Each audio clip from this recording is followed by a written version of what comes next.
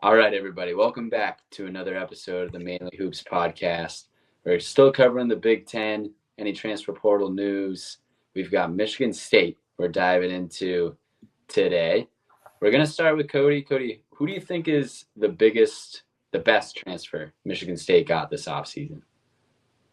Yeah, there's only a few options to choose from here. And one of them is already down for the entire season. Caleb Glenn from Florida Atlantic, Torres Patellar. So he's done for the 2025-26 season. So by default, it's probably going to be Trey Fort here. And I do think he's going to be really important to this Michigan State team next year. He provides some much needed perimeter shot making, and he can bring both on and off the ball shooting. He was an 80th percentile in catch and shoot, 86th percentile off the bounce, provides some rim scoring ability, but he's mostly going to be a guy that lives on the perimeter who is better in an off ball role, which is going to suit guys like Jeremy Fears, who's coming back, and the other transfer, Devine Ukachukwu, who's coming from Miami. Those guys are more primary initiators, and to have that floor spacing on the floor in Trey Fort is going to be really important.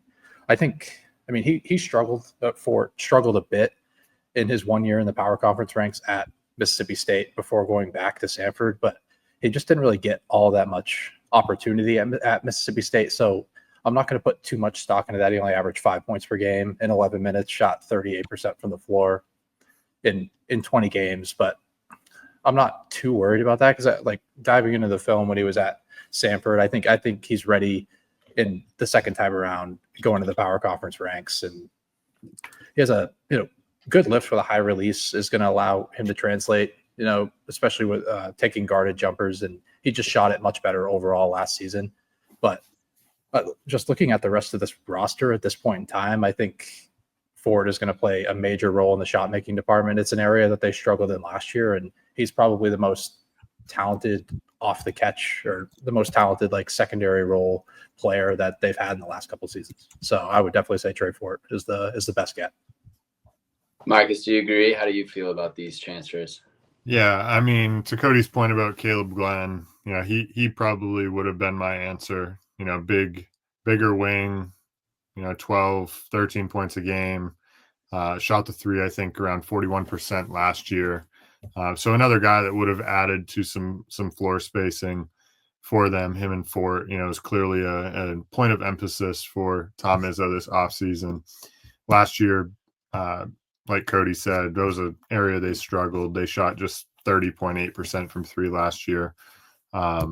So, of course, they went out and got a couple guys that are both in the 38 to 41% range. So, obviously, it's too bad not having Glenn there for this year. Would have been a nice get, I think, for them. But hopefully he can bounce back from that injury. But he'll definitely help. Trey Fort will. Last year, almost 15 points a game, and shot the three. Took a high volume of threes, over half his shots from three at 38%. So, and like you said, Cody, Mississippi State wasn't a great showing for him, but didn't have a ton of opportunity. And I'm convinced that just no guard ever goes there and makes shots. I think that they just teach inefficiency. I don't know what it is, but they just want an offensive rebound, and that's it. So, no, I like the get for them. I think it'll certainly help with floor spacing. Yeah, it sounds like you guys both think they fit into the Michigan State system. Do we think Michigan State's gotten better with these two transfers? Obviously, they lost some guys too, and it's still early. But Cody, what do you think? Yeah, it's kind of tough to say that they got better just with the guys that they lost. You lost a first-round pick in Jace Richardson, who really blossomed in the second half of the year last season, really elevated this team's ceiling, got him all the way to the Elite Eight.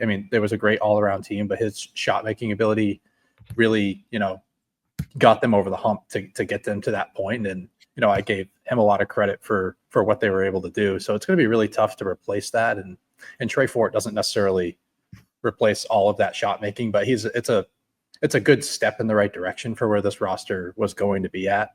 So it's hard for me to say. Yeah, it's hard for me to say that they're better, but I still think the floor is extremely high for this team because they retained most of their front court. They only lost they lost Xavier Booker and Frankie Fiddler and Zapala, but they still had a ton of depth. They're still going to have Cohen Carr, Kohler, and Carson Cooper, plus a couple 4-stars coming in that are really going to help this group, retain their rim dominance on both ends of the floor. So it's going to be a similar look for next year's team, but maybe just not as great as last season.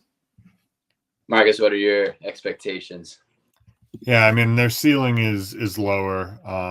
When you lose your 3 leading scorers from last year, granted it was a pretty well balanced scoring output, but you're only 2 guys in double figures. One of them, first round pick in the NBA, like Cody said. If he didn't break out like he did in the second half of the year, he's probably right back there with them this year, which obviously significantly increases their ceiling and their floor. But I think with what they've got right now, especially losing Caleb Glenn, who I thought was going to play a pretty big role for this team, I think they'll still be good. Don't get that twisted. Their front court is still good. They have experience still. Obviously, Tom Izzo still at the helm. Like, they're always going to be competitive. I just don't know if they have Elite Eight written all over them by any stretch. It's just a different team. But Fort will help in the shot making department for sure. Can we give kind of a floor as far as rating goes?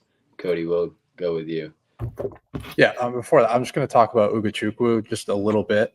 I just think he's going to be more of a backup guard behind Jeremy Fears, but he's a really interesting talent that I actually do kind of think fits this system pretty well. I mean, he's a blur in transition, really, and he absolutely fits the mold for a Tom Izzo transition based offense. They want to run any chance that they can get, and his speed and burst off the bounce is really going to fit in with this system. He's not going to have all that much responsibility with Fears and Fort most likely manning most of the backcourt minutes. So he's a bit of a project as a shooter, and in a half court setting, he turned the ball over a little bit too much and just didn't really shoot the ball all that well. Doesn't look that confident from the perimeter just yet. I mean, he's only played 1 year of college basketball at Miami, which that was an absolute train wreck there last season, but he actually showed some promise on both ends of the floor too. He's a pretty good playmaker on the defensive end as well. Super long arms, is a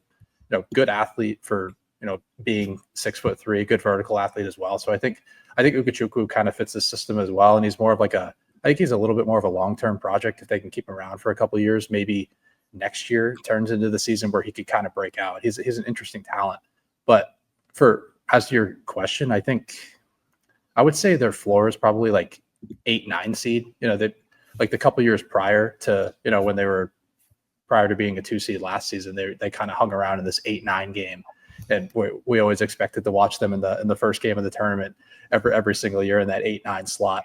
But I kind of think that's where their floor is. Just because their rim dominance and their rebounding dominance on both ends of the floor it's not going to allow them to miss the tournament, in my opinion. I think they're pretty much a tournament lock with this group that they have. Their front court is just a little bit too good on both ends of the floor. But like we talked about, I think the ceiling is a little bit lower than that 2 seed that they had last season. So I would say it's probably 4 or 5 seed, potentially getting to the second weekend is where I see them. Marcus, how about you? We'll do final thoughts as well. You can add anything you like. Yeah, I think probably a 10 seed's probably their floor. I could see them in that 7-10 game. Ceiling, I think, similar to what Cody said, just because they just have a steady front court, steady, experienced, legendary coach in Tom Izzo. He could get them to kind of that 4 or 5 range. But I don't see them above that. It's just too much missing, I think, on this team right now. But they of course have the continuity up front and in the coach's room, so they'll be fine. But I don't see a national title in their future, at least not in the 2026. All right, we'll wrap things up with the Spartans. As always, thank you all for listening to the Mainly Hoops podcast.